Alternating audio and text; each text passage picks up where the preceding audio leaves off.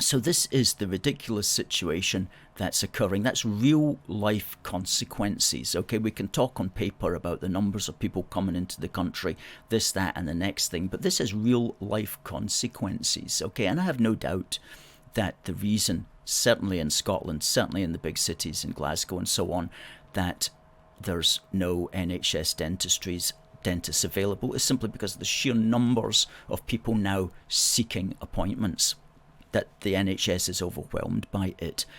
And like everything, if there was not the numbers of people, then everything would be easier. It would be easier to find a seat on the bus. It would be easier to drive into town.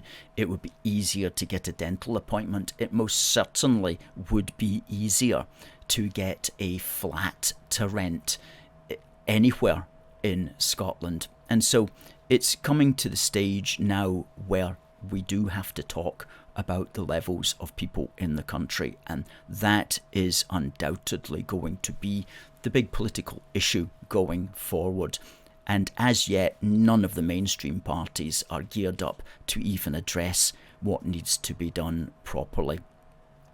I was having another conversation with another person today from a media company, and I said basically what we need is a moratorium, and then we also need a re-migration program to encourage people who want to go home to go home. And by moratorium I mean a complete end, not just to legal immigration but to levels of asylum and of course illegal immigration as well, which shouldn't even be allowed in any way, shape or form. Now, of course, there'll still be certain levels of people coming in. There's going to always be marriages between people. There's always going to be a certain level of skilled work that needs to be done. But you can cut legal immigration way back. You can cut bogus asylum seeking way down, and you can start to address illegal immigration as well. And it simply just requires a government that has the will to do it and has the people who can articulate the necessity and who stand by doing it.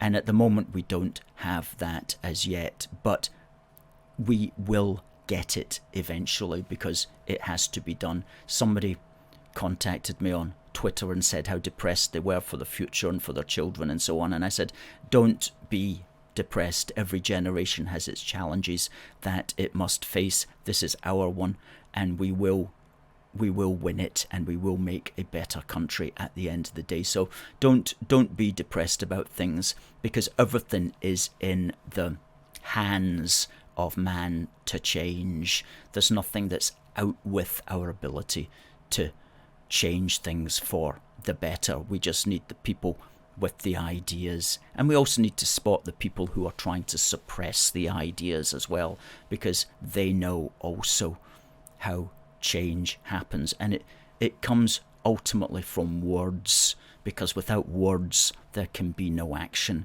So when people are trying to censor your words, they're trying to stop you from making the change that's necessary.